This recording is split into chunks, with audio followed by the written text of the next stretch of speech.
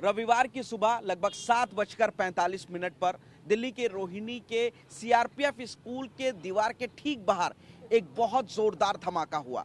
ये एक high intensity का ब्लास्ट था, जिसके बाद सबसे पहले दिल्ली पुलिस, फिर special cell, crime branch, NIA और एनएसजी तक यहां पहुंची और उन्होंने अपनी जांच की।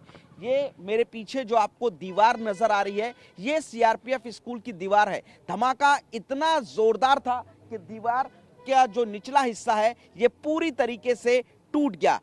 हालांकि हाई इंटेंसिटी ब्लास्ट इसको बताया जा रहा है और ब्लास्ट इतना तेज था कि लगभग 100 मीटर दूर की जो दुकानें थी उनके शीशे तक टूट गए और जो दो गाड़ियां लगभग 60 मीटर की दूरी पर खड़ी थी उनके भी कांच खिड़की के टूट गए।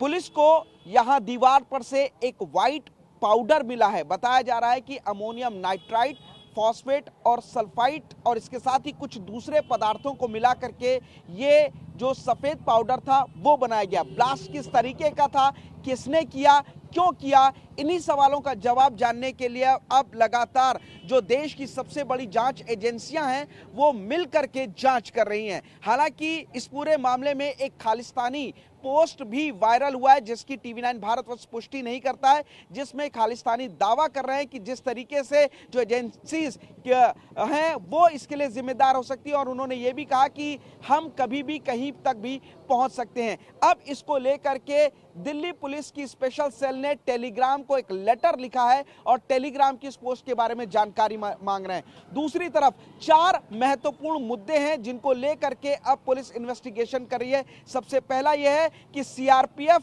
की वजह से नक्सल हो सकता है इस धमाके के पीछे हो। दरअसल लगातार सीआरपीएफ नक्सली इलाकों में अपने एक्शन को बढ़ा रहा है और इसी वजह से नक्सली इस धमाके के पीछे हो सकते हैं। दूसरी तरफ खालिस्तानी एंगल को पुलिस काफी मजबूती से तफ्तीश कर रही है। तीसरी तरफ कई जो पाकिस्तानी बेस्ड टेरर ऑर्गेनाइजेशंस हैं उनकी तरफ भी पुलिस इस वक्त इशारा कर रही है। और चौथा और सबसे अहम पॉइंट यह भी है कि हो सकता है कि ये किसी की शरारत रही हो और तमाम ये जो 4 एंगल हैं इनके साथ ही कई और दूसरे एंगल पर भी पुलिस इस वक्त जांच कर रही है। फिलहाल देश की सबसे बड़ी जो जांच एजेंसियां हैं ये जानने की कोशिश कर रही हैं कि ये जो धमाका हुआ था वो आखिर किसने और क्यों किया था, धमाका कितने हाई इंटेंसिटी का था। इसी की जांच के लिए जो सफेद पाउडर यहां से मिला था, जो वायर मिला था, उसको फॉरेंसिक में भेज दिया गया है और अब उसकी भी जांच पड़ताल की जा रही है।